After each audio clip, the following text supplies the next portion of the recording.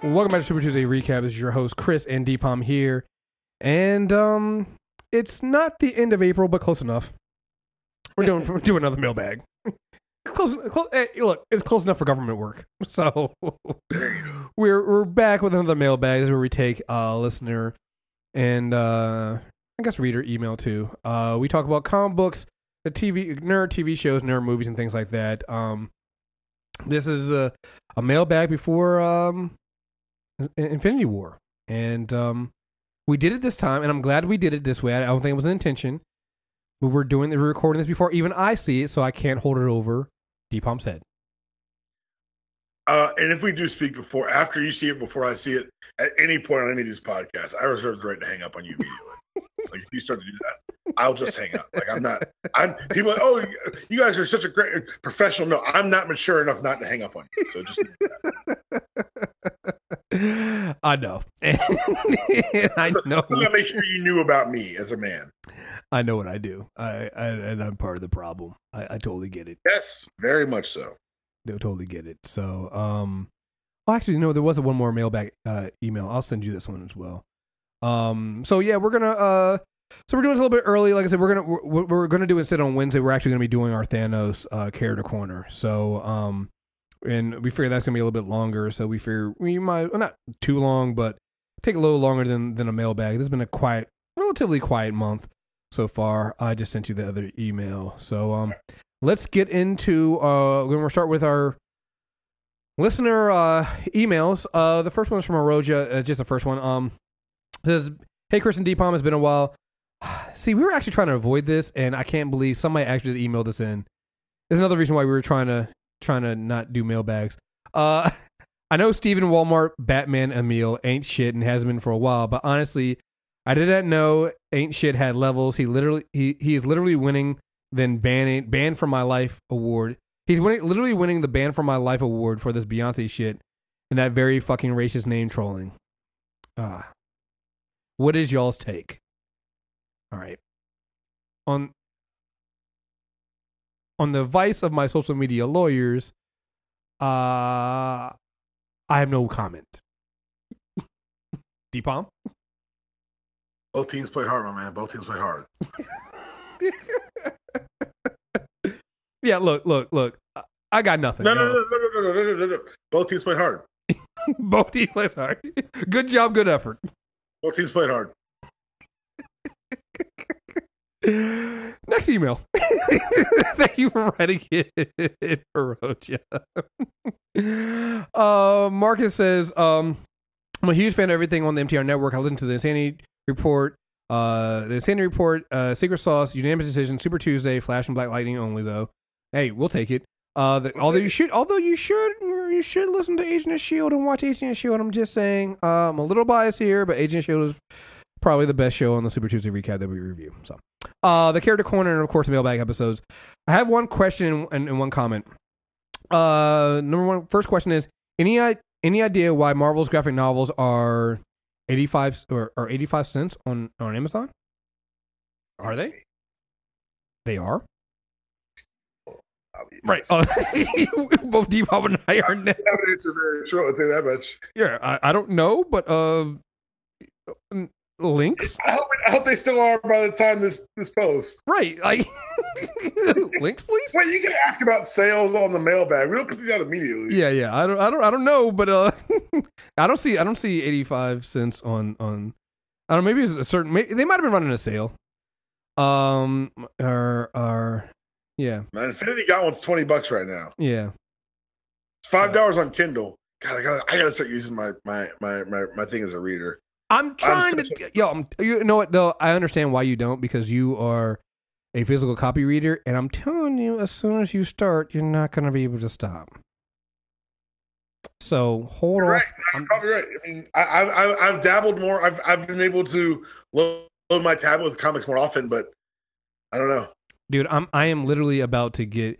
I have a 128 gig card in my tablet right now. I started looking up 256. I've been running out of room because now Comixology. So for those out there who don't know, especially if you have an Android tablet, the Comixology you can't even do it on iPads, but Comixology now allows you to download some books to your external hard drive, your external card. They didn't used to do that. It used to be like, so if you have a tablet and let's say it has 16, because most tablets don't have more than 16, maybe 32 gigabytes of RAM. I mean, gigabytes of memory storage. But you extend that with your external card. Like people put like a 128 SD card in there. It used to be that because of DRM and stuff like that, Comixology, it was stupid. Comixology wouldn't let you download or transfer, make your storage place your external card. Now you can. So now I can download even more. Yeah, it's a fucking problem. That's a fucking problem. Yeah. Let's see. And then 2, I'm reading Hickman's run for the first time on Marvel Unlimited, and it's incredible. Hickman called his shot from half court. Yes. Keep up the good work, guys. I've been told I've been a little bit over effusive in praise, but I'm telling you right now, I'm right. It's great. Like he did this shit from. If you can go back to his Ultimates run, like he wrote Ultimates because it was they let him write Ultimates. I guess it was Ultimate Comic Ultimates after Cataclysm and all that stuff. But he wrote the story of the alternate Reed Richards, and that alternate Reed's a very big important part of his entire run. And it all fits together and it all works beautifully. And Jonathan Hickman's a psychopath. Like I worry for his friends and family. Like they could all turn up missing.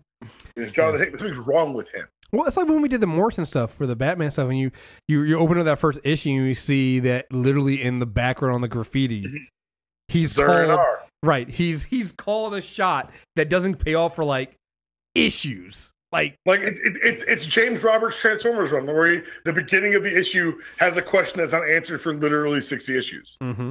Yeah, it's these we're big fans of long form storytelling for writers and artist teams, and this is why, because it pays off. Mm-hmm. Absolutely. So, Amani says, "Hey guys, I'm not saying I went back and played the hell out of the Arkham series this month because of your character corner, but I'm not saying to either.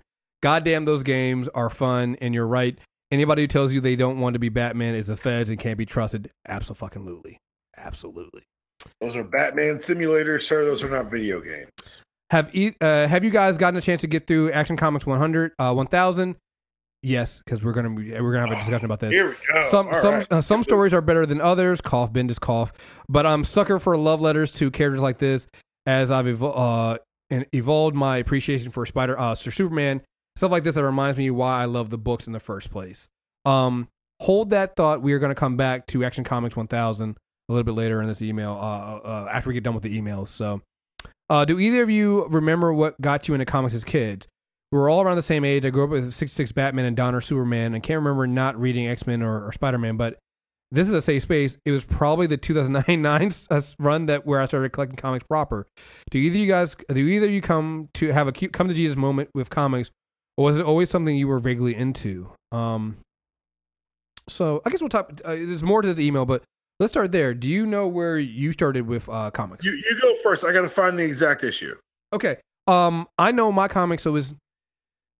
I remember what it was. It was X-Men #1. And at least as far as collecting and reading comics, because I know it was X-Men #1 because it was a cover that had. Do you know X-Men #1 had like multiple covers? I can't remember how many covers it had, but it was a one like fold up cover, right? Because it was all one big one that ended up having them attacking Magneto, and it was the one that had Gambit on the cover. My mom saw the bow staff and was like, "It's too violent. You can't read that." And so obviously when you tell a kid they can't do something, they want to do it. And so and that was probably the first time, because again, I've been watching like cartoons and things like that, and I've seen Batman and things like that. So I knew about, but actually getting the books and reading the books, that was the first one for me. Because then I wanted to be like, oh, well, these are the X-Men. I want to read this stuff. So the very first comic I ever read was Classic X-Men #6. And I was a kid, and we were, I guess, I was playing in one of my friends' big brothers' rooms doing something. We're being stupid fucking kids. But we opened this big closet, and it just had comic books. And I grabbed one, and I read it, and I was blown away. I was like, wait a second. So the pictures and the words tell a story, and they tell more of a story as you turn the page. And I think, and then from there on, I was hooked. I was an X-Men guy forever. I remember getting X-Men 1, but I guess as a kid, you don't really control over your things you like. Like, I can't be like, oh, then I drove to the comic shop. No, it was if we were out, and I was one of those kids who we'd be out somewhere, and I was one of the kids who was addicted to comics on the old school like spinning racks. So if we were like at Walmart or shopping, so I'm like, Mom, can I get a comic book? She's like, you can get one, and I'd find like the 3 for $1, and I would just get those. Yo, those I'm not gonna lie, I miss those racks. Like that was something that killed comic books, but never mind. That's a whole other thing. It did, but it's like when you were a little kid, like that was the highlight next to the candy aisle.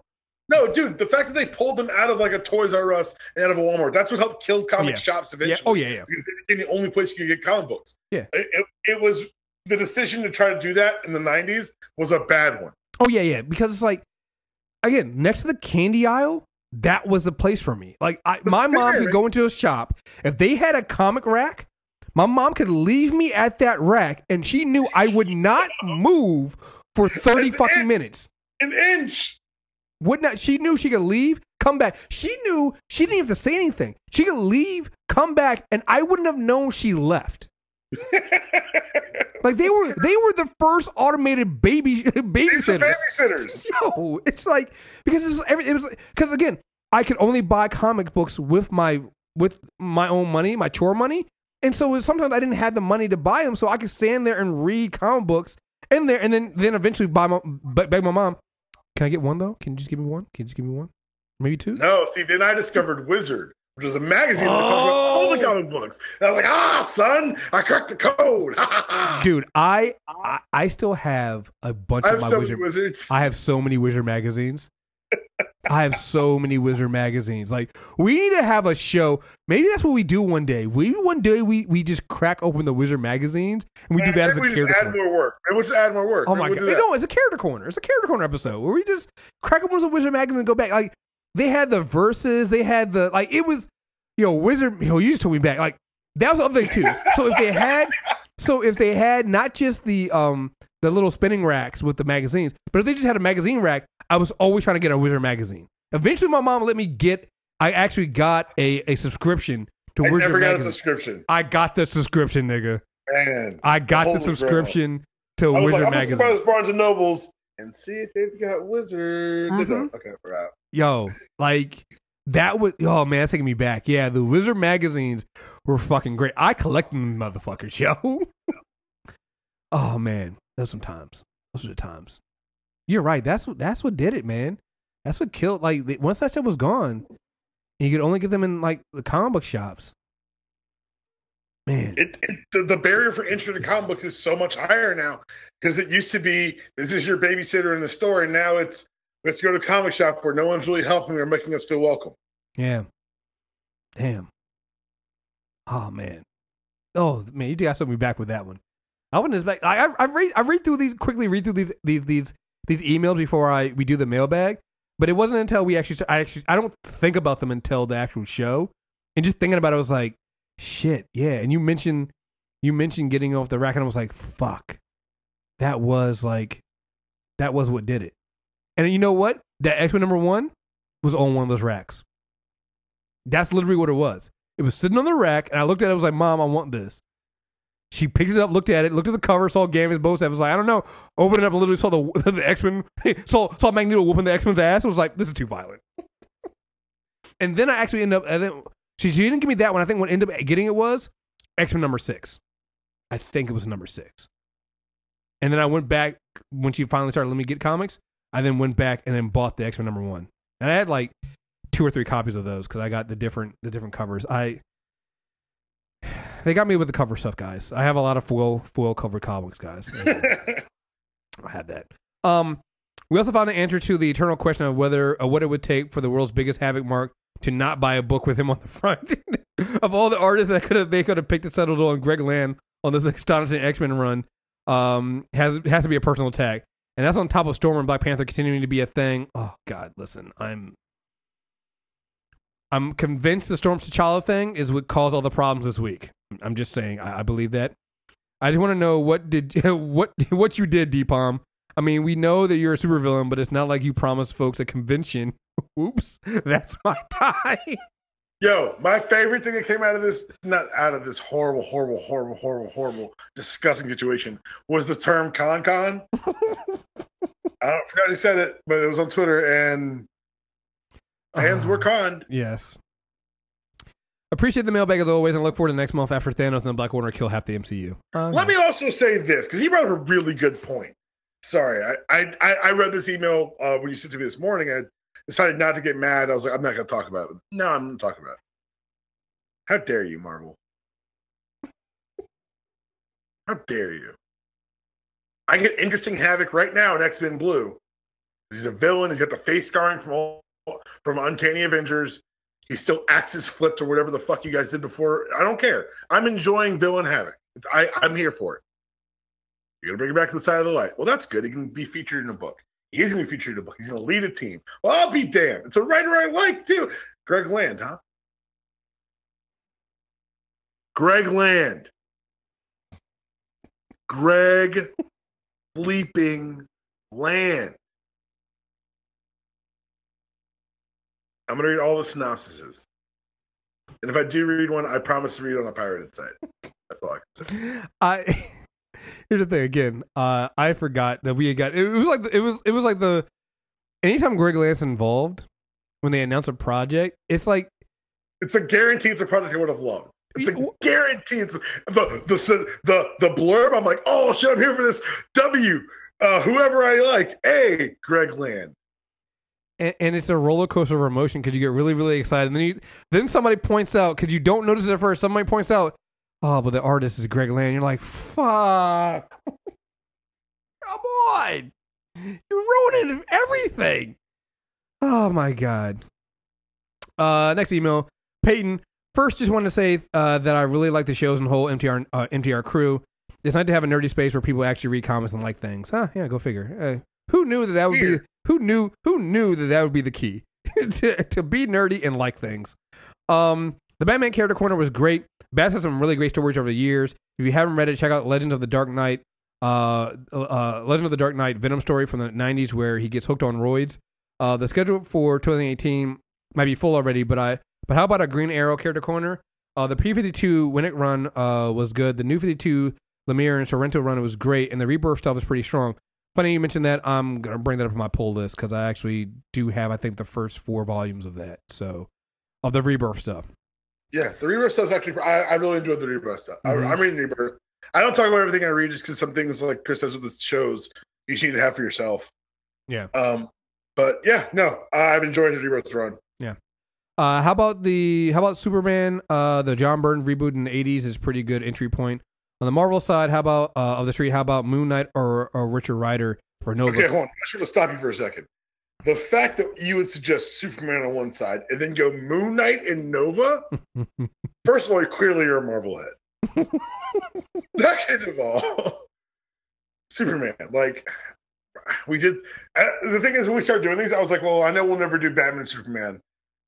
And we've done Batman. And we've done Wonder Woman. So it's time to complete the Trinity. Yeah, we do have to do Superman at some point. We do. We have to. I don't have a choice. Yeah. My hands are forced. Right. And we've done, and the thing about it is, what ends up happening is we do people around them. So we've done Lex Luthor and we've done Superboy. So I'm like, we got it. Keep forgetting we did Connor. Yeah, we did Connor. So it's like, it's a weird thing where we don't get to the big ones, we get people around them. But I think that makes it easier, right? So we do the people around them and then we get to the big characters. So when we did the Batman one, it turned out the three things, we were able to kind of dig into. We did a whole episode on other media for Batman, and then even the last one, we didn't do everything from on Batman, but we were able to focus kind of like on basically like 3 big runs, like the Morrison stuff, the Scott Snyder stuff, and then currently what's going on, and basically the evolution of having Bruce Wayne and Batman actually be one.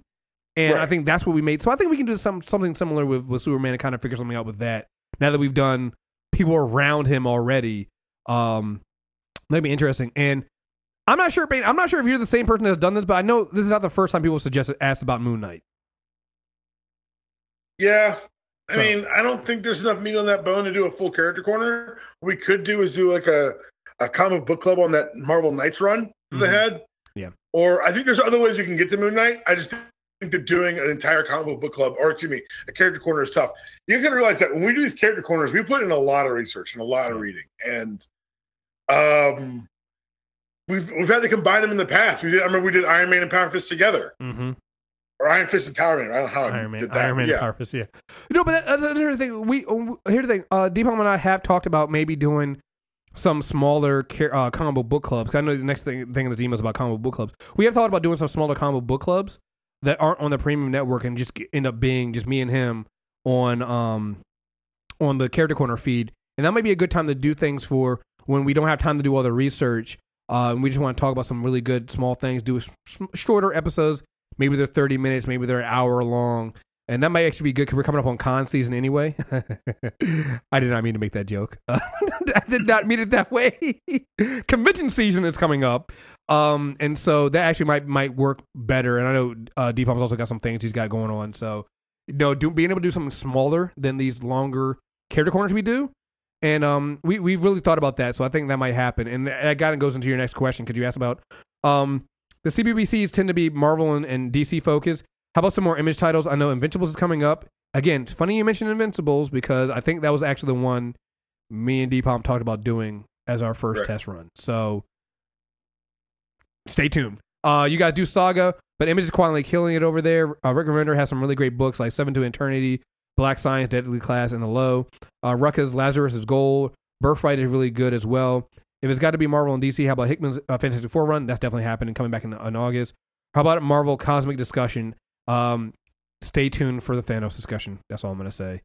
Dan Abnett's Guardians of the Galaxy run, War of the Kings, War of Kings, and Havoc, in Annihilation, Jim Starlin's Anything. Again, just stay tuned. We got you, man. We got you when it comes to when it comes to stuff. Because as a matter of fact, there actually is a CBBC today with some folks with Deepam's not going to be on because we're actually going to rehashing what we do on Wednesday, but we're doing the Infinity Gauntlet.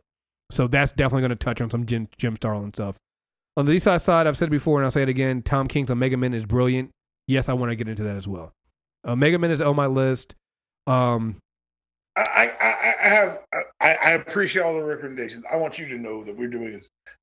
We don't have a lot of free time to read to pick up new books. Like that's I think why a lot of us we end up going back on characters that we already know about or are familiar with. Because for us to do rereading is one thing. For us to pick up new books and familiar ourselves with characters that we're not necessarily familiar with.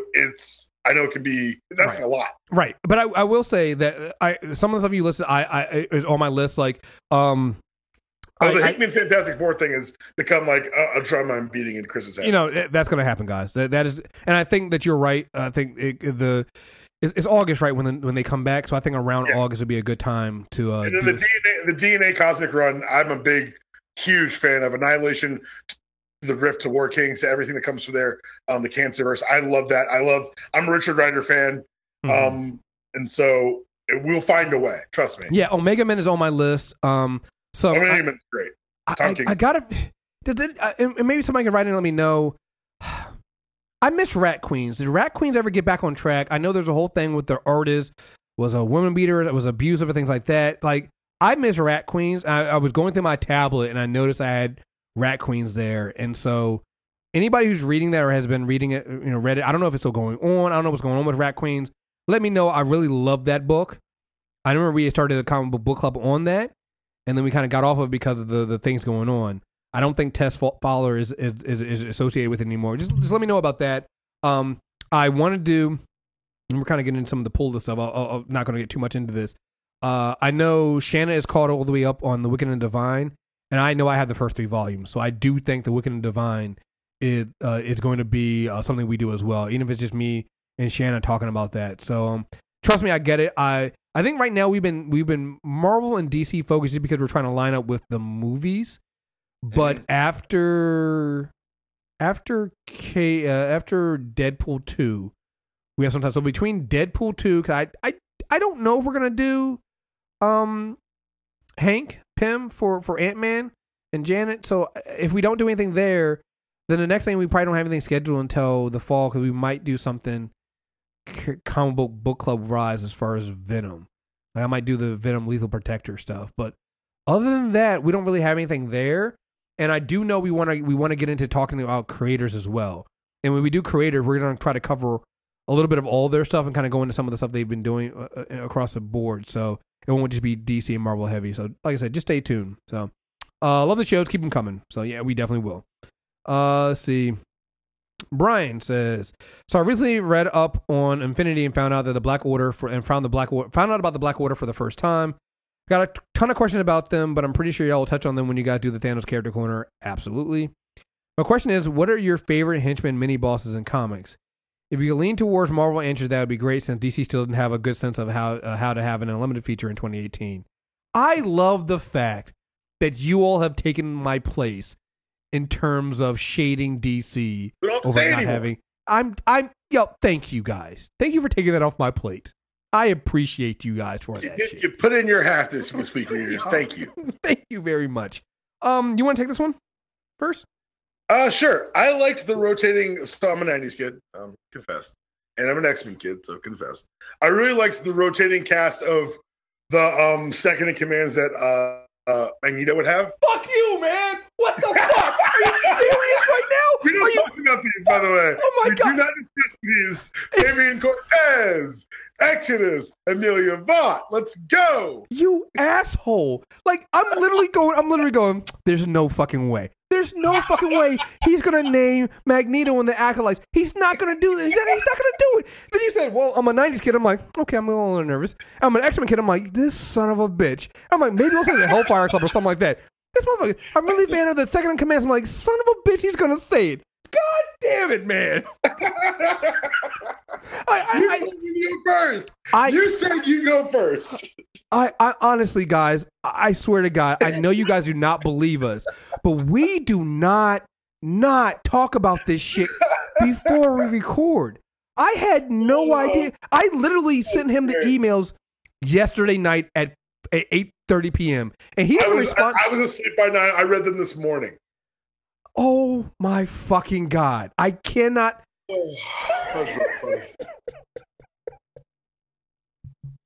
I'm sorry. That is amazing. That is truly amazing. But also the Imperial Guard. They're made as a kind of a call out to the Legion of Superheroes. But every time they're in a comic, I smile because I don't know, I enjoy them. And their boss is Astronian, who's the last member of the surviving race. His name is Clark? But it's spelled like KL''LARK.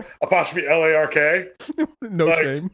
Yeah, and his powers are only based on his internal confidence. Right. So if he shakes his confidence, becomes less strong. Basically, how Superman's powers tend to fluctuate in their confidence. Like, it's very funny the way they did it.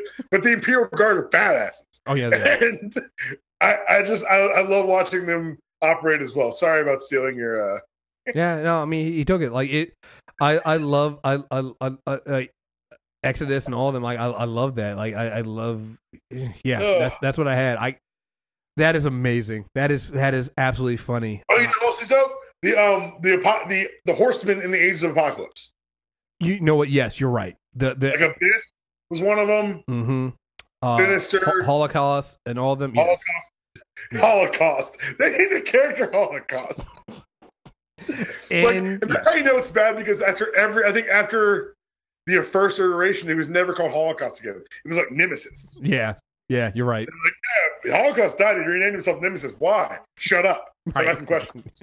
Don't ask questions. All right, last email. God, I can't believe we did that again. So this is not the first time this has happened. This has happened multiple times on the show. I'm beginning to think people don't believe us when we say we don't talk about this shit. Amazing. The Zack Snyder timeline is tailor-made for a Bat family to exist.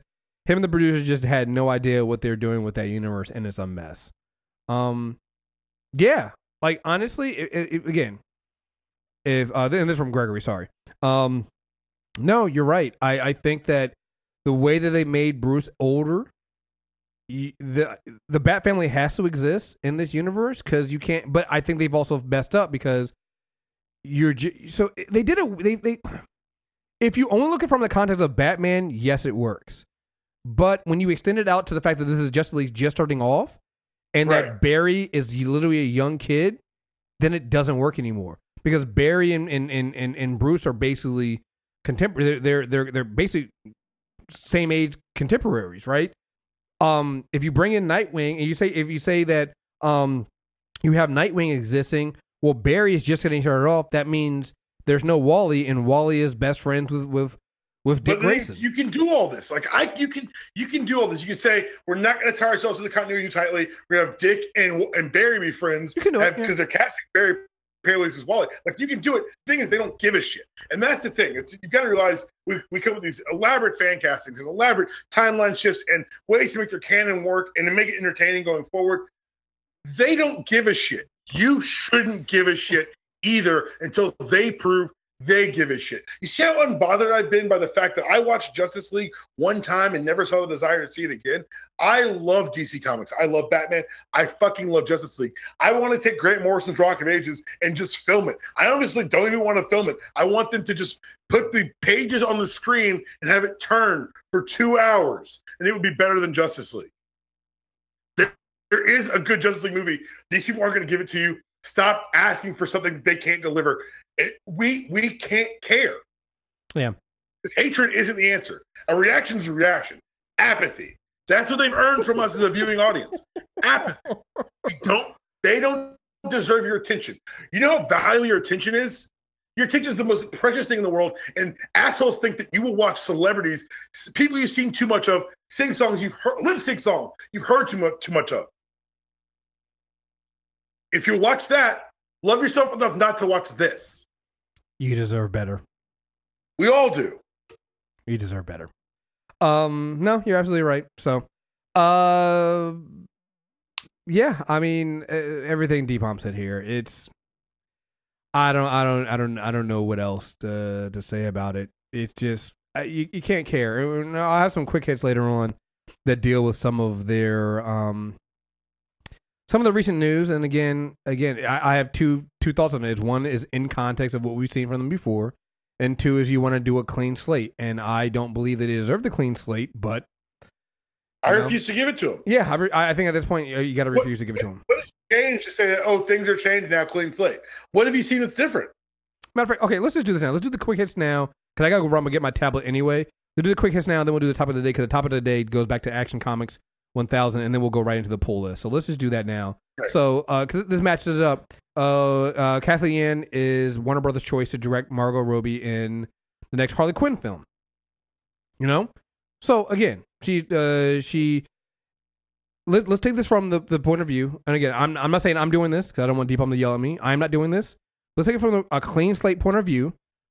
This looks like a good choice. This is going to be the third female filmmaker to join the DC universe because they have Patty Jenkins and they have Ava DuVernay.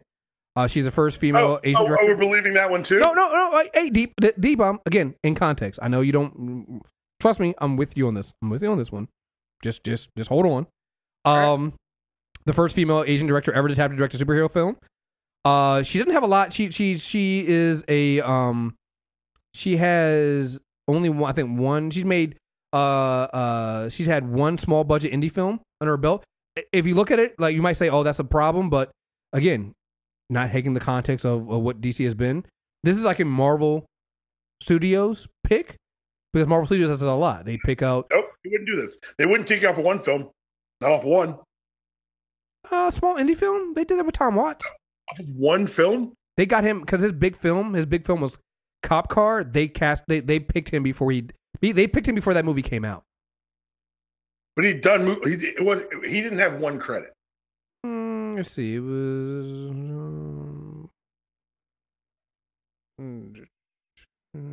what is? Let me find it. He didn't have a lot. It was like it's a bunch of small like films that you've never heard about before. John. All I'm saying is a bunch of is more than one. Let's see. I'm setting up the reasoning on why I don't think this is a real thing. No, his only film like not short, not TV movie. His only film was Clown, which is okay, and then Cop Car, but he literally had one. He literally had one movie before. He has 16 credits, but it's one movie. What does she have? Let's see. She has 8 credits as a producer and then 5 as a director. Like I honestly don't think it's that big of a deal. It's not that. Okay. It's all I'm just saying. It's like is something we've seen them kind of do before, especially for, again, this is not a huge project. This is Harley Quinn. It's not like it's Batman. No. Harley Quinn's a huge project in 2018. I'm sorry. They've increased the profile of that character to the point where she is part of the Trinity now. They refer to her as such, the new Trinity. So to the idea that they would put, I'm telling you, this news isn't real. Okay, I can't even try to do. I can't pretend like it's real. Again, so everything Deepalm's here, and I was trying to be the unbiased and thing like that, but here's the problem. I'm being unbiased. No. The problem is, in order to get excited about this, you have to basically give Warner Brothers a clean slate from everything they've done in the past, and they haven't earned that yet. And so, could this be a good thing? Could this be a new path for them? It could be, but one, call me when the production starts in the film, because they mention Patty Jenkins and Ava, but only Patty Jenkins has a film in production. Like, Ava's film's not in production. As a matter of fact, when they first announced Ava, it wasn't even that she was like officially confirmed. It was kind of like in negotiations for it. So I'm not even sure if that deal's 100% done yet. So it's one of those things that, like, you know, people think we're too hard on them, but respect is earned, not given. And at this point, you have a track record that's not good. And I don't think, and what I don't want to happen is you start leaning on women and people of color to get your ass out of the fire, but you're not really, really behind them. And that's what this is. They're trying to make a splash because that's the wave right now. I'm going to read the exact thing I put in the Facebook group. If you're not part of the group, MJ Network, it's a fun group. We talk about lots of things. Also on Facebook, like us if you love us. We do appreciate that. None of these movies are happening. Example, I just want to announce that I've been selected to direct Cyborg. The internet will use the moving goalposts so that DCEU be moving in a new direction. Note, clarity on actual direction will be lacking. You hear no noise about this hiring for months. After months of checks or presumed negotiations, I will quietly part ways with Warner Brothers for a new zip code. How many Flash directors have we had, Chris? And how many of them are people of color? One. The first one. Mm-hmm. Big splashy name, right? Yep. And it was, because it was, you know. Coming off a dope. Yep. And then when it came time, unceremoniously left, and they took forever to find a new director. No, we're on director 3 now, aren't we? Maybe 4? Technically 4 and 5, because there's actually 2 directors. Nah. It's a team. Nah. I'm good. I'm done pretending with them. And also the thing about it is, I started looking at it, is like, the project's based off of Birds of Prey, but then you have, like, shouldn't you just call it Gotham City Sirens then? There are apparently 2 competing scripts. This is just rumors I've heard. But the only 2 crossover characters from the 2 books, from the 2 scripts, are Batgirl and Harley Quinn. Mm-hmm. So they're still tied. They don't know what direction they're going in, but they know the director they want. Okay. The script was written by Christina Hodson, who wrote the Transformers spinoff Bumblebee, which I can't believe is still coming out. I find that movie's a war crime. It's about the Cybertronian wars. The movie's a crime. Ergo, war crime. Transformers, war crime. Which will be the tie-in book released by IDW. This film looks clear to start production by year's end or early next year after Roby completes. They don't have it. Okay. They don't have an idea. Completes Once Upon a Time in Hollywood. She's negotiating to star alongside Leonardo DiCaprio and Brad Pitt in a Quentin Tarantino directed film for Sony Pictures. So there's the problem too. If you're trying to put her in there and you haven't even locked her down for what her schedule is going to be, your lead character, it's almost like they're lying. That's crazy. Here's the other thing too. Oh, I forgot. There are 3 other Harley Quinn projects. You're right. You know what? Maybe you're right. This project is bigger than I thought. The other Harley Quinn films are still under construction. That includes Suicide Squad sequel directed by Gavin O'Connor. 2 others, Harley Quinn versus the Joker, and Gotham City Sirens with the Suicide Squad Homer David Ayer scenes further in the distance. So it seems like they're still doing a Gotham City. Oh my, what the fuck? That's the thing is you're like, this individual piece of news from DC sounds promising. I'm like, read it alongside any other piece of news from DC and count the contradictions. It's ridiculous. It's almost like a certain somebody who put out a statement that had no. You know, let me stop. I'm not even gonna. It's a Comic-Con. I'm not gonna be a rude person today. I'm trying to be better. So there's a rumor alert. Dark Phoenix will be the last X-Men movie in Fox. Under Fox. I've heard people being like, boo. I'm like, boo you. Go away. Okay, whatever. You're a bad person. If you boo this news, you're a bad person. I hope bad things happen to you. I mean, one thing we did see that Comcast did have a 16% higher offering for Fox, but it seems like it got turned down. And so it does seem like the Fox Disney deal is going to happen. And the fact that Dark Phoenix, I think we said this was it the last mailbag that all the moving happened? I can't remember. I think so. I think it was. Yeah. So, Dark Phoenix got moved to February of next year? Yes. To next year. That's the words you're looking for are next in year. Next year. Let's also remember something about this, guys. From all that we were told about this movie, the Dark Phoenix X-Men movie, the second attempt at this is supposed to be a two-parter. Supposed to be a two-parter. By the way, if the Dark Phoenix is the last one to come out, that means New Mutants is coming out, for the record. No one says it in that article. But if they're intimating the last X movie to come out of that studio is going to be Dark Phoenix, that means New Mutants is coming out. Right. They said it, not me. So if Dark Phoenix was supposed to originally be 2 movies, and now remember they got it pushed back because they were talking about they had to do more reshoots, and they were scheduling conflicts because Jennifer Lawrence. What that tells me is just like what happened with Justice League, you have to do more reshooting than you thought, which means you're probably trying to pair a two movie story into one, and you have to reshoot some things. So not some things, most.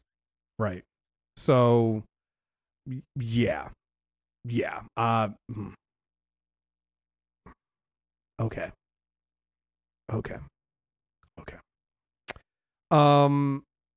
Last thing I have in here before we get into topic of the day. Just gotta say, it's not gonna be long in this one. Coach doubling down on the T'Challa Storm shipping, and this is why we can't have nice things, guys. No. Both teams played hard, my man. Both teams played hard, my man. Both teams play hard. All right. All right. So, let's get into our topic of the day. So, Action Comics 1000. So, came out this week. It has a collection of different stories from different people. I mean, you have there was Dan Jurgens has something in there, Tom King. There was a lot of different collection of different stories in there.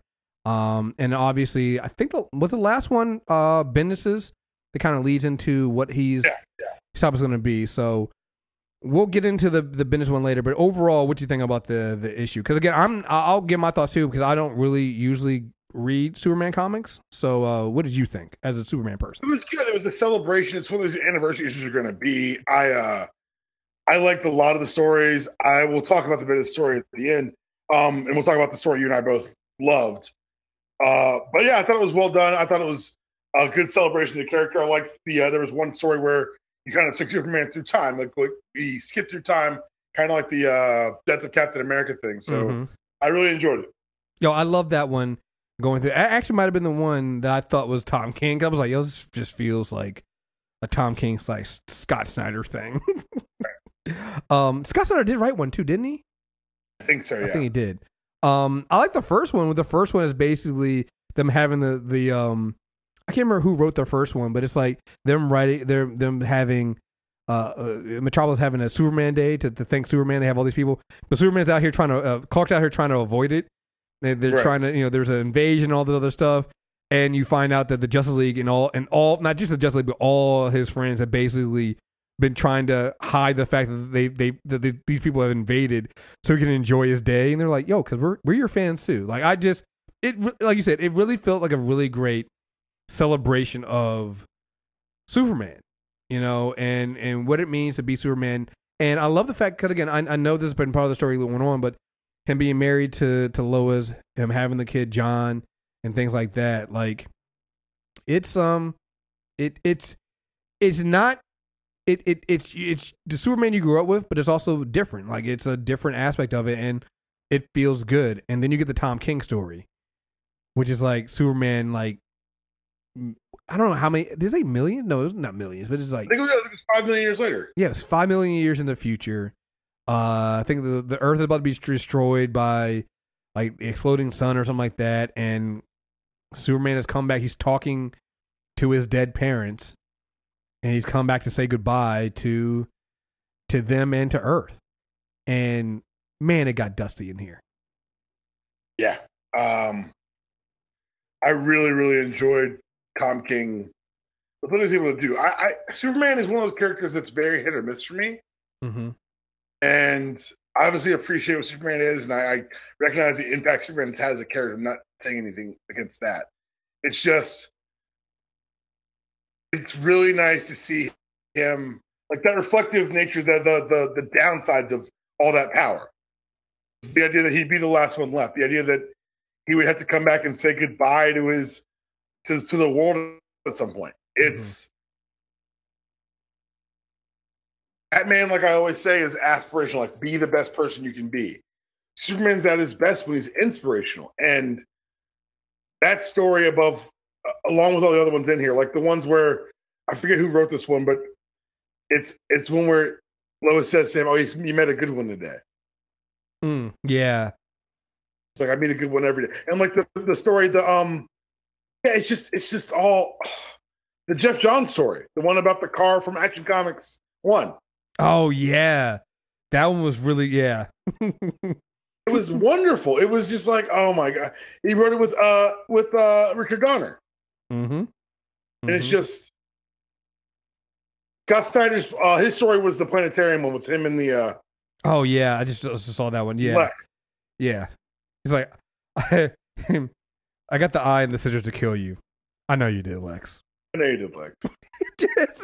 Like, it is. Yeah, I was like, oh man, like I said, there's some really, really great stories in here. Like, I want to take the second and just read some of the Tom King one. I know I should have come more often. I get so busy. There's always something. There's always another something. Someone needs help. But hey, I'm not so bad. I'm here once a year generally. I'm not stuck in the Phantom Zone, the Black Hole Wars, or whatever. But if it is that 5 billion visits, give or take, I still feel guilty because this has to be the last one. We're here. The end. You know what that is? That's like us visiting our parents, like, and stuff like that, like us touching base with people. Like, we should do better. We should stay closer. And it's him talking about letting go of Earth. It feels like we let go of relationships for like people. It's I don't know, man. It's really poignant, and Tom King is really, really good. Yeah, he basically says that he could, I get it. I'm aware. I could push it, knock it out, let it flow somewhere else, but it seems wrong somehow. It's just, yeah. It's like, Earth's been abandoned for what, a good 4 billion years? And some worlds die. Krypton died, and everything gets its time. It's just because it's dead doesn't mean it's gone. I mean, you all taught me that. Like, it's so good. Science, religion, myth, stories. We're all stardust falling, so we look to the sky and wait to be reclaimed. Like, it's just really the stuff that he and Scott Snyder are doing right now is like commentary on why we read and like why we experience fiction is really touching. I like, to me, the reason why I love writers like Tom King, Scott Snyder is, like you said, they get to the core of the characters. They get to why they're really great character explorations about what makes Superman Superman, what makes Batman Batman. But it's also like they don't separate the Superman from the Batman. It's all one. I mean, they don't separate the Superman from the Clark Kent or the Batman from the Bruce Wayne. it's all what it is. Like this is Clark speaking, even though he's dressed as Superman. He's in the uniform. He's in the suit, but it's Clark. It's just Clark coming back to have this conversation about, like you said, letting his planet, letting his parents, letting everything go, and moving on with his life. He's just having a simple conversation. It just so happened to be, have the suit on, Also, if the Brad Meltzer one was drawn by John Cassidy should draw everything all the time. Yes. He's the one where he stops the bullet from the girl who's about to get shot, and she created the space, and I saw another good one today. Mm-hmm. Like, okay, let's talk about Bendis. Let's do it. All right, let's get into the Bendis one. I want to preface all of this. I'm a huge Brian Michael Bendis fan.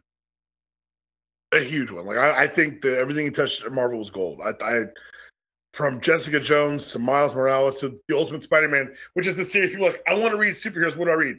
I just hand them Ultimate Spider-Man. I just read it. What else do I know? Just read that book. 100 issues. I don't like the trunks. It's stupid. It's stupid. We'd finally move forward. What do? Pull them back. But that's kind of my problem with the Bendis opening salvo. It feels like for every step forward with the character, we always end up taking 2 steps back. For example, why are we going back to Krypton? I've been reading some good stuff in action. I've been reading some good stuff of Superman where they've moved the character forward, where they've told stories about the man of tomorrow. But we're being greeted with a villain. Beautifully rendered by Jim Lee, who we'll see if he can do monthly again, but whatever. Yeah, a new character with a not that interesting character design. The big guy with a spear or an axe who's mad at Superman. We've been there before. Hey, and he's taking credit for blowing up Krypton. I'm hoping it's just I'm hoping that it's just to get people interested to read, and that they're not trying to actually try to redefine what happened to Krypton. And maybe he can pull it off. I don't know, but I can definitely see why people would get nervous. We've done this in New 52. We've done this with Hell. Like I just for an opening book, like I'm gonna read. I am a Bendis fan. I'm gonna read. However, for an opening arc, I would have hoped that he'd come stronger than this.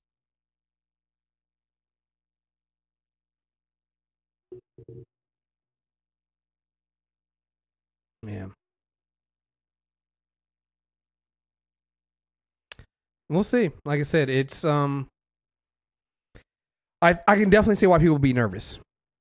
Mm-hmm. I can definitely see why people would be nervous. So, but all right. Ready to get into the pull list then? I am. All right, let's do it. You went first last time. I'm going first this time. Fuck this. I'm not doing this again. So obviously, I'll start with DC. Obviously, Action Comics 1000. I went ahead and got that. I was gonna get it anyway, but Deepon basically forced me to get it and be like, I need somebody to talk to. So I had to do that. I've caught up all the way on the Flash. So Flash 44. I think by the time you guys hear this, 45 will be out. Zoom back, and I love how they're writing Wally right now. Like the difference between him and Barry and the Speed Force. Yes. He's like, this one feels it. This one knows it. I love that. I love how they're handling that. I'll be honest. I think that my biggest problem with the Flash book right now, I'm not loving the art. The art's very hit and miss. Yeah. I've kind of warmed up to it the more I've read it, but yeah, you're right. Yeah, I think that if the art was better, I think I would be even more interested. Like I like what they're doing. Like when you can just kind of get past the art, the story is actually pretty good because you're really bringing everything together and you're having, Wally hasn't. Well, I think we're pretty much revealed that in 45 he's gonna finally reveal himself. Like this is the New 52 Wally.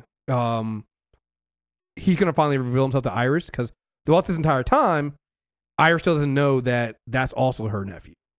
Right. And so that's gonna be an interesting thing. And seeing also having Barry was fighting Grodd this last bit, and that whole thing. Like I've really been enjoying seeing, like you said, the difference between Wally and Barry, and with them bringing back one of what I consider the more terrifying of the Yellow Flashers, Zoom. No one's scarier than Thawne. Sorry. Hunter Zolomon though is Hunter's unhinged. okay. Thawne terrifying. Okay, there you go. Hunter's unhinged and so unpredictable. Thawne plans shit out, and you're right. I can give you that. I love it. But here's the thing: I love the fact that we have the difference between the Flash. We have the differences between the Reverse Flashes, and I'm really interested in seeing what they do with this upcoming Flash War. I'm interested in that. So obviously Batman. So we've just been on a Batman click between reading Tom King's Batman and then I have to go back and do this again. So if you hear me bring this up again next month, it's because I finally went back to take my time on it. Grant Morrison's Batman stuff, guys. Mm-hmm. Yeah, just going through all that stuff. And I mentioned this before, but I have the first 4 volumes of Green Arrow. And so I just started going back through. I started reading volume 1 before. So I'm starting from volume 1. I'm just starting all over again fresh. So I started with Green Arrow volume 1. Like I said, I had the first 4 volumes. I'm good with that. And I have the first volume of Hal Jordan and the Green Lanterns, and I want to read that. So I just want to start getting through some of the stuff that I have on my tablet that I haven't read, but I bought. Because these sales come up, and I buy the things, and I don't read them, so have all that. What do you got for DC? We'll go buy publisher. That's fair. DC books right now. Detective Comics. I got to catch up on that next. I'm really enjoying what they're doing with Tim Drake and kind of the fallout of what's happened there. And you mentioned the other books I was going to mention, Flash and Batman. The Super Sons I caught up on is actually pretty good. Titans, I think, has dropped off a little bit quality-wise. I think they're treading water until after Metal, the fallouts of Metal and No Justice kickoff. So I think we're kind of in a holding pattern on some DC books right now. That makes sense. All right, so for Marvel, new book, Domino. I picked it up from... Oh, Gale's back. Yo. All the way back. Gale's back, and I've missed Gale. It's just... Domino is, right now, is a fun read. Again, it's only one issue. Don't let the Greg Land cover fool you. He didn't draw interiors. He did not draw interiors. Go get Domino is great. Like, it's... yeah. And this is only a 5-issue series. So, Oh, no, it's ongoing. I thought it was 1 or 5. I think Gale said it was ongoing, though. Oh, maybe they changed it to ongoing then. Well, okay. It opens up with the cutest little puppy that her friend got her for her birthday. And Domino having the conversation with the dog, which I just, like, that's how you know you're into a book. And I'm like, okay, you guys got me. I read those first 2 pages. And I was like, well, I guess I'm reading Domino then. I guess I'm now going to be reading. It literally starts with Domino talking to this puppy. Don't think you can work... It's ongoing, by the way. Oh, it's ongoing? Okay, great. Don't think you can work your way into my heart, all right? You don't want me. Trust me on this. See, I'm a merc. I do bad things for money. And I'm gone all the time. I have this power too. I affect probability. It's luck. It is what it is. The dice seem to roll my way. But some days the luck is going to run out, right? It has to. I don't want to get you caught up in that. So we just have to take you back to the shelter, and we'll say no more about it. Thank you for understanding. And he has her back to the dog. This images of the dog looking at her. She looks back. Damn it. Okay, on a trial basis, all right? You mess up one time, it's straight to the pound. Are we clear? Did you just piddle on me, you nasty little sausage? You dirty little... like, that's the opening of this book. But it also shows you, if you don't know who Domino is, in that beginning, it tells you what her powers are, what she does, and you're in. You already know, and like I think it's great. Like I'm really interested in the story. Deadpool shows up later. They throw a party for her. Dazzler's there. I think that's gonna be a really good book. I'm looking forward to that. So I started reading that. Ultimates 1 and 2 because we did our comic book club on that, and Ultimates. Really enjoyed that. It's really good, man. It really is. I really enjoyed that. Let's see. I'll talk more about this on the Character Corner, but I've been going through some obviously going back through our backlog stuff and reading Thanos stuff. So I'll have all this stuff on the Character Corner. But one thing I did want to pull out, Thanos Rising by Jason Aaron, kind of gives you the origin story of Thanos, and we'll talk about it on the Character Corner. But God damn it, Ooh, I gotta read this then. Yeah, I saw somebody who stood there and said it was like had a reading list of Thanos stuff, and they said that they hated Thanos Rising and it was bad, blah blah blah. But I realized they also only read the first 2 issues, So basically going all the way back to Thanos as a child, and it's probably not what you think, but let me just tell you, things go south fast. Oh, is this the one where he's in school? Yes. Okay, yes, okay. I'm aware of it. I need to read it. Yeah, it's when he's in school, and then you literally find out what happened to Thanos and like what made him into the Thanos we know today. And I'm sorry, guys. If it's Jason Aaron, I'm reading it. You should read Thanos Rising. Yeah, that's good. Darth Vader 14, read that one, came out, and look, man, the Star Wars books are just good. So I don't think you can go wrong with reading any of the Star Wars book, but the Vader book is just fucking great. So you understand? Speaking of Thanos 18, Thanos versus Thanos. Thanos versus Thanos, and if you guys have not read the new Thanos book, you need to go read the new Thanos book. Stop. A hard recommend. 18 issues from both of us. Yes. It is. If you want, yes, go read that Thanos book. Like, okay. Rogue Gambit number 4. Look, I love this book. I think it's really like this last issue because it might be a little confusing the first 3 issues. This last issue really kind of explains what's going on. They have the villain Lavish that's kind of draining their powers, and it's also draining their like memories. And so what you find out is she's been draining their memories and putting them into these avatars, and so they end up switching their powers. What ends up happening is Rogue and Gamer are trying to escape, and when they smash these avatars, they get the power. They get a little bit of the power and the memories of the avatar. So one time, Gambit smashes one of the rogue ones. And he gets one of the moments of when, if you remember this, because I remember the issue reading this after Jean and Scott's wedding. Gambit caught the garter, and he put it on Rogue. So you have a conversation about that.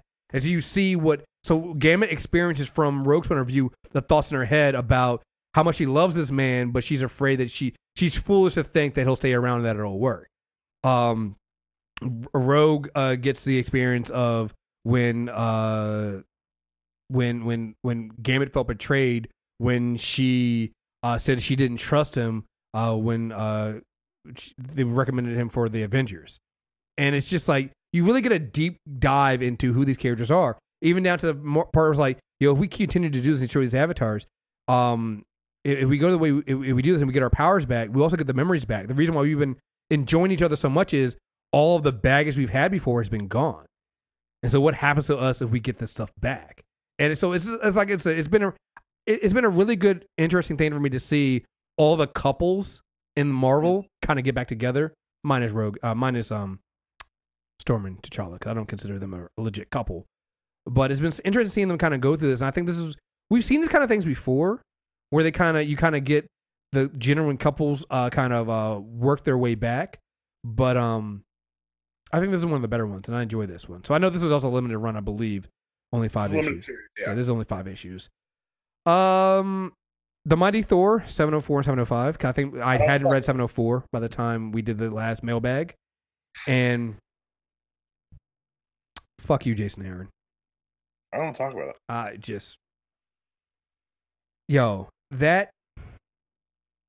That moment with the Odinson yelling at Jane Foster going, you're gonna die, and them having that moment, together. There's a few moments before she turns back. It's just.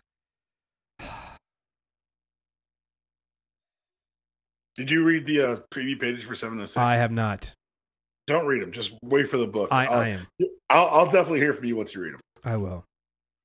What did you just do? You threw it into the sun. You killed Milner. You just killed you. I know. But you're not. But you're going to change back now, and you can't. You won't survive another. Odinson, I know. I know exactly what I've done. We can still get you the healers. There isn't enough time for that. Not that it would matter, even if there was. No, it cannot end like this, Jane Foster. We need more time. Let's not waste the little we have. But I know not what to say. Say goodbye. Fuck you, Jason Aaron. God damn you. God. We all can't choose how we go out, but Jane did it with her hands on the hammer. Yo, Jane, I'm gonna get a shirt. Let me go out like Jane Foster, yo. Let me go out like Jane Foster. Whew, boy. Some other things, catch them on the X-Men books, X-Men Red, X-Men Blue, X-Men Gold, stuff like that. So, I think that's pretty much it for Marvel. What you got? X-Men books, of course. Blue and Gold, I'm still reading, still loving. Daredevil 601 dropped this month. Very good. I'm not going to spoil any of the developments of 600, but it's a take on Matt Murdock and a take on Daredevil that is very interesting. It's of course barreling down to Daredevil versus the Hand, and I'm here for it. Dan Slott's Amazing Spider-Man. So Dan Slott's been on Spider-Man for about 8 years now. You take a long view of that series. What are the two villains he didn't touch?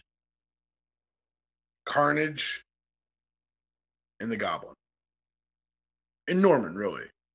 There are moments with Norman. There's the Goblin Nation, but Norman went up against Otto. He didn't go up against Peter. And now he's putting together.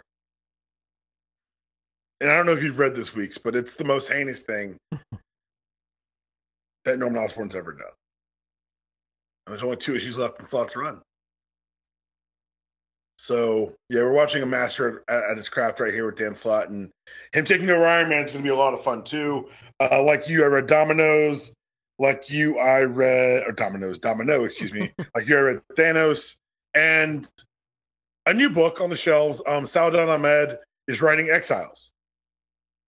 And it's starring Blink, Iron Lad, a grown-up Captain Marvel. Or Miss Marvel, I should say. Little Wolvie from the animated incarnation, and the Tessa Thompson version of Valkyrie. And that book finally dropped a bit. I know we talked. That's the thing we talked about before, is that maybe you shouldn't do interviews 4 months before the book drops, because now people aren't aware when it drops. But I'm gonna tell you right now, if you heard the press on it, Exiles, it finally dropped. Pick it up and read it. It's good. Here's the thing. I wanted to get that book. I forgot it dropped, so I did not add it to my list. So I'm telling you, I wanted to read that book. Outside the big two? Yeah, I'm gonna get that in a minute. But there is another book I know you told me about. You're reading the Cable book, right? Okay, so I had followed up the Cable book, but I knew it was coming up on our character corner list, so I read this week's Cable on the recommendation of someone who'd been reading it, and it was kind of like a walk through Cable's history through his eyes on his techno-organic virus. So it was pretty interesting. This is a good week to pick up if you just wanted a good dose of old school Cable stuff. Cool. So as far as my other stuff, yeah, I still got the stuff from Lion Forge, Superb and Noble, reading those, and then like I said, I started going back through The Wicked and the Divine. So that's Mighty Morphin Power Rangers, they're in the second issue of their big multi Ranger team crossover. It's actually really interesting. Lost Light and Optimus Prime took a turn this week where I'm always the guy who's championing Lost Light. You should read Lost Light. I did not know Optimus Prime was going to do this.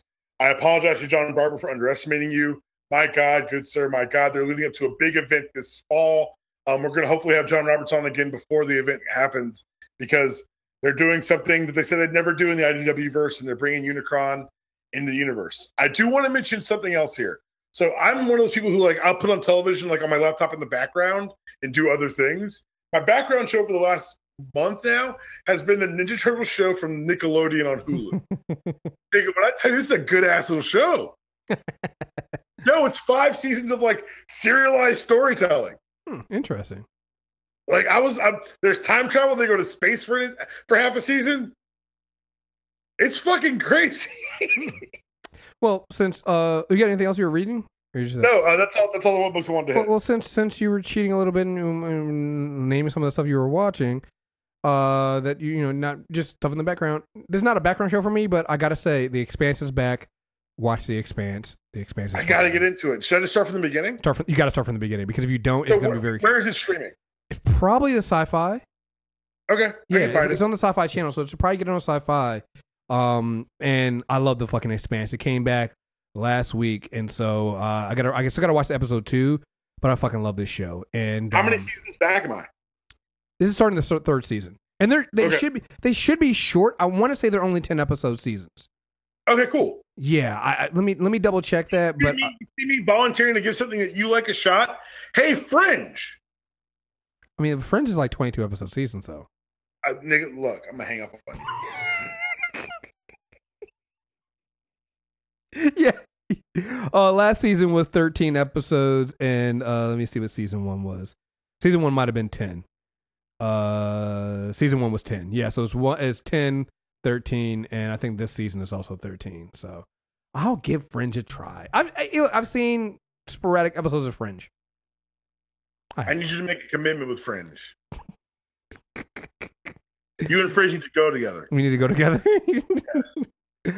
All right. We got anything else we got for this, or are we good? I'm good, man. Cool. Well, all right, folks. Again, for the next Mailbag May, email us mailbag@interiornetwork.net, and we will be back soon. Again, if you're listening to this and you haven't already done our listener survey, please go ahead and do that. It takes 5-10 minutes. Probably not even 10 minutes, probably more like 5 to fill out the survey. We really appreciate it. Also, again, for everybody who knows what's going on with Universal Fan Con, we're going to hopefully have some interviews and some other people coming out to talk about some of the stuff they've been working on and try to get those people some support. Even if you don't come to us, if you don't hear, just go and find these people and give them support. A lot of people lost are out a lot of money. And so please support them when you can. So again, folks, thank you guys very much for listening. And until next time, we're out of here. Peace.